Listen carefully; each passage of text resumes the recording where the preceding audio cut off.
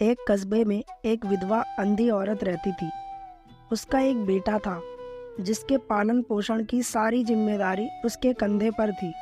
वह अपने बेटे को पढ़ा लिखाकर एक बहुत बड़ा आदमी बनाना चाहती थी।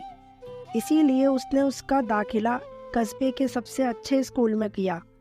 वह दिन रात मेहनत करती ताकि बेटे की स्कूल की फीस दे सके।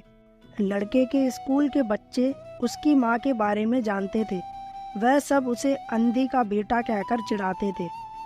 लड़का इससे बहुत परेशान था। उसे अपनी माँ पर शर्म आने लगी थी। वह उसके साथ कहीं भी आने जाने से कतराने लगा था। लड़का जब बड़ा हुआ तो उसकी शहर में अच्छी नौकरी लग गई।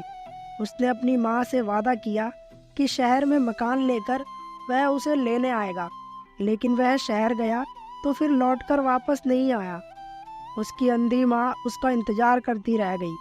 कई महीने बीत गए, लड़के की कोई खबर नहीं आई।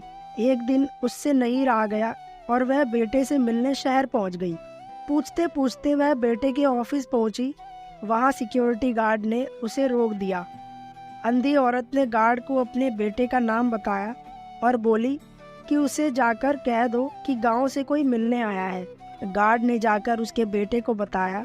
बेटे ने ऑफिस की खिड़की से देखा तो उसे अपनी माँ गेट के बाहर खड़ी नजर आई। वह ऑफिस में सबके सामने अपनी माँ की वजह से शर्मिंदा नहीं होना चाहता था। उसने कहलवा दिया कि वह ऑफिस में नहीं है। अंधी औरत वहां से चली गई। शाम को वह लड़का ऑफिस से घर जाने के लिए निकला। रास्ते में एक जगह काफी भीड़ जमा थी। वह अपनी गाड़ी रोककर भीड़ के पास पहुंचा और बीच सड़क में अपनी माँ को मरा पाया। उसके हाथ में एक चिट्ठी थी जिसमें लिखा था, बेटा, बड़े दिन हो गए थे, तेरी कोई खबर नहीं मिली। चिंता हो रही थी, इसीलिए तुझसे मिलने चली आई। तू तो अब बड़ा आदमी बन गया है। तुझसे मिलना अब शायद मुझ गरीब की किस्मत में नहीं, लेकिन मैं बहुत खुश हूँ तेरे लिए। तूने अपना ही नहीं मेरा सपना भी पूरा किया। मुझे बुरा लगा कि मैं तेरी तरक्की देख नहीं सकती।